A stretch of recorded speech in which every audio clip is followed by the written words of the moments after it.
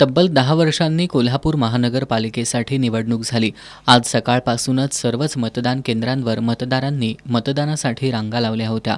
खासदार Shahu छत्रपतींनी new palace Marathi शाळेतील मतदान केंद्रावर जाऊन मतदानाचा हक्क बजावला.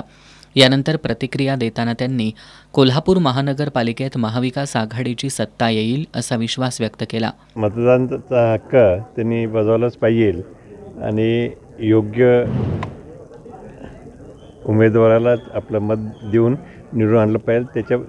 तसं होत गेलं तरच आपल्या शहराचा विकास चांगला होत राहील. काँग्रेसची जास्तीत जास्त येतील. माजी आमदार मालोजी राजे आणि मधुरिमा राजे छत्रपती यांनीही याच मतदान केंद्रावर मतदान केलं. मालोजी राजे छत्रपती यांनी सुद्धा महाविकास आघाडीच्या विजयाचा विश्वास व्यक्त केला. लोकशाहीमध्ये मतदानाचा हक्क प्रत्येकानं बजावला पाहिजे. तो आपला पवित्र हक्क आहे आणि या लोकशाहीच्या उत्सवामध्ये सगळ्यांनी सहभागी झालं पाहिजे. मी पहिल्या दिवशीपासून सांगत आलेलो आहे की कोल्हापूरकरांचा कौल हा महाविकास आघाडीकडं पहिल्या दिवसापासून आहे. आम्ही दिलेले उमेदवार अतिशय सक्षम, अनुभवी आणि नवीन अशाची सांगड घालून आम्ही हे सर्व उमेदवार दिलेले आहे.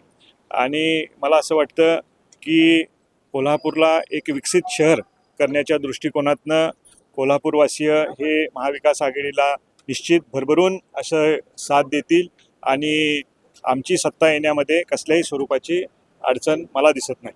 शिवसेना उद्धव बाळासाहेब ठाकरे पक्षाचे जिल्हाप्रमुख रविकिरण इंगवले आणि काँग्रेसचे शहराध्यक्ष सचिन चव्हाण यांनी आपापल्या प्रभागातील मतदान केंद्रावर मतदानाचा हक्क बजावल्यानंतर कोल्हापूर महापालिकेत महाविकास आघाडीची सत्ता येईल असा दावा केलाय.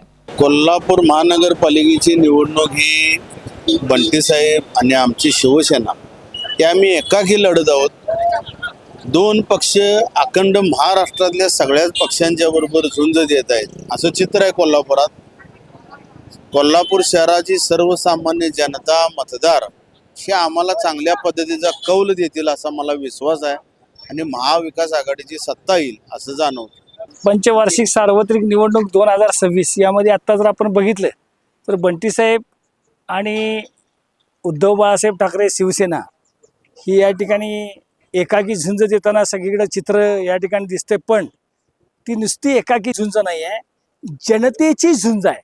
जनता तुम्हाला आज जर बघायला मिळाल तर उत्स्फूर्तपणे प्रतिसाद या ठिकाणी आहे आणि कुठल्याही परिस्थितीमध्ये महापालिकेवर आमच्या महाविकास आघाडीचा झेंडा या ठिकाणी फडकताना आपल्याला दिसेल.